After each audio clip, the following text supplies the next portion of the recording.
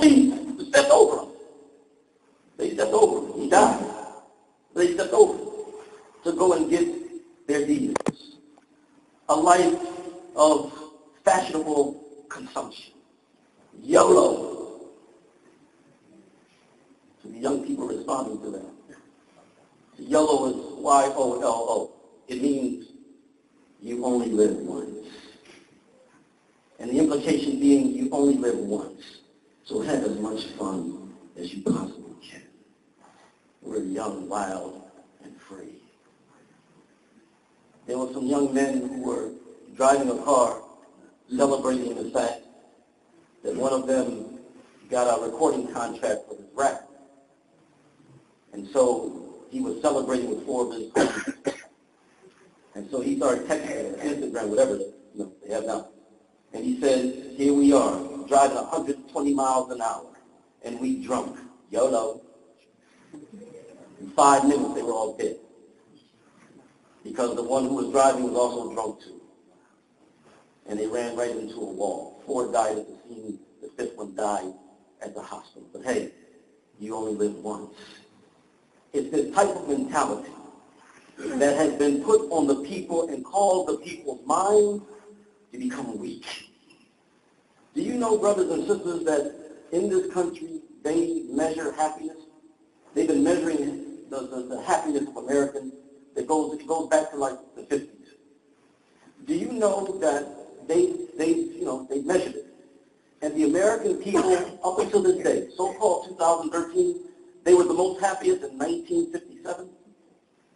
1957, when there was only like 1 car, a little house, no dryer, a radio, 1 TV. 1957. Then they noticed as time went on and Americans got more and more stuff, their happiness ratio did not increase. It didn't increase. The richer Americans got, it didn't correspond to how happy they became. And they realized that human beings do not make a connection between wealth and happiness once they have their basic needs met.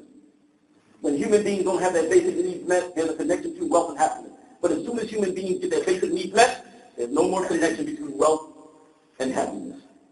But most people don't know that. Because again, we have to go after fancy wants and invented needs. I need that Xbox. I need that PlayStation. I need it. It's an invented need. And how was Pharaoh able to weaken the minds of his people? And how were Edward Bernays and his ilk able to weaken the minds of the people? By getting them caught up in this dunya. By getting them caught up in this world. And Allah subhanahu wa ta'ala said, and they were deceived by the life of this world.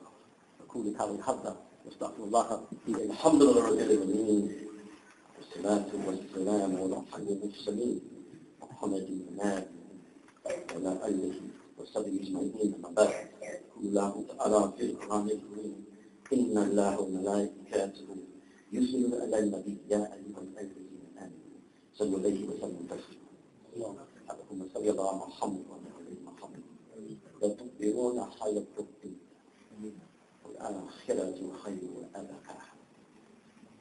You prefer the life of this world, but the hereafter is better for you.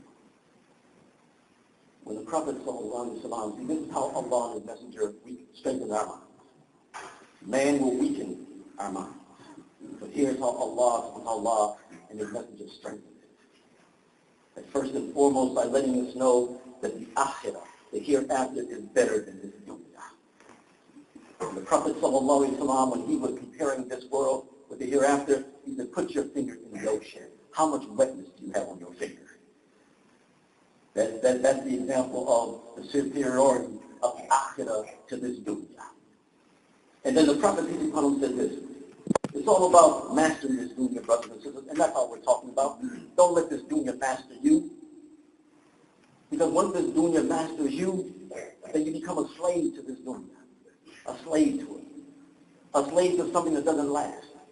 A slave to something that's fleeting. Prophet ﷺ, Zayd ibn Thabit, radiallahu anhu, he related that the Prophet ﷺ said this: whose ever main concern becomes the akhirah, becomes the hereafter. Whose ever main concern becomes the hereafter, Allah will make things well for him in this world, and will make richness dwell in his heart. What is that richness? Content. They're contented. And the dunya will come to him despite his unwillingness.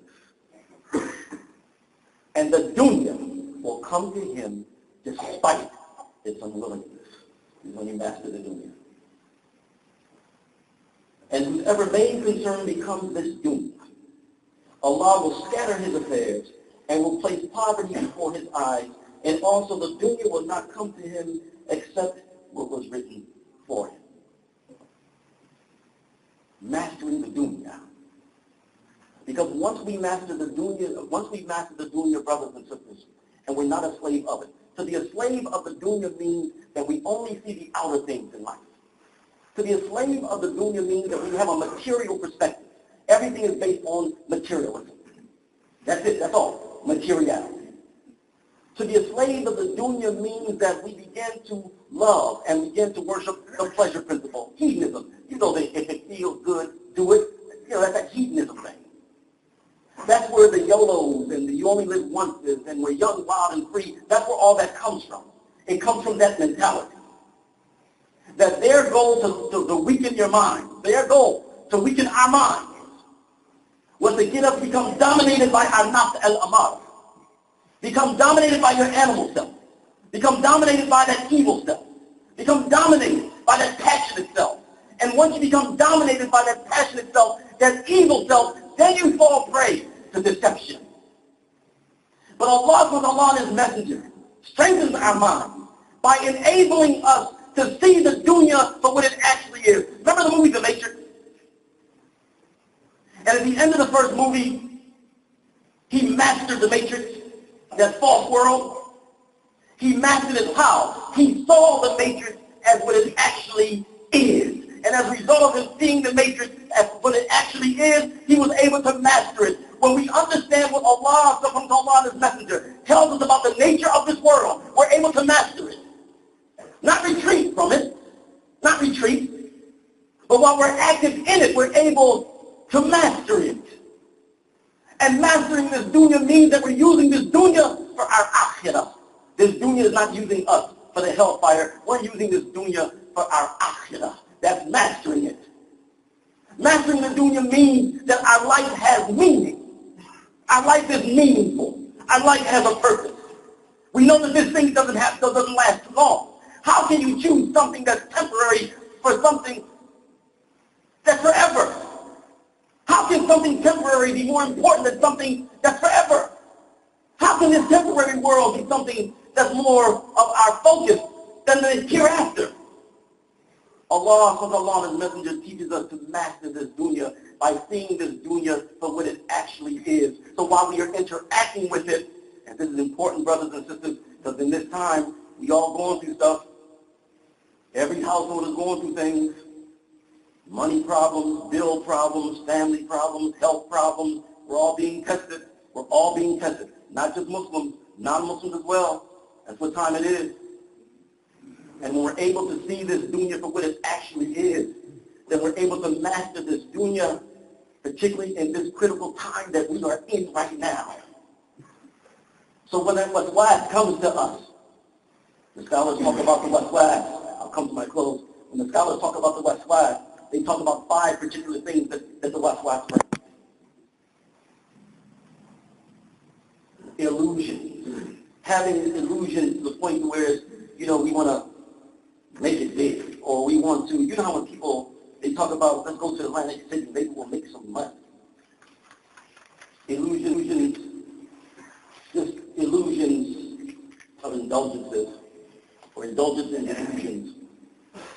They said that when the waswas comes, it brings doubt. When the waswas comes, it brings the harboring of evil thoughts. When the waswas comes, they said it brings sadness. We get sad. And when the waswas comes, we get worried about everything. That's when the dunya is taking its toll on us.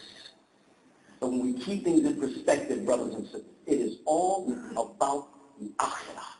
It is all about the akhirah. Then we will know that when we deal with this dunya, we will master it. Mastering the dunya means doing dawah, doing Allah's work. Mastering the dunya means we fulfill our requirements of commanding the right and forbidding the wrong. Mastering the dunya means that we live a life of trying to establish Islamic community. That's mastering the dunya. It's the only way to live. It's the only way to live. And so my respected brothers and sisters, we have to be careful of these things, because even though we are Muslims, we can be influenced by the trends.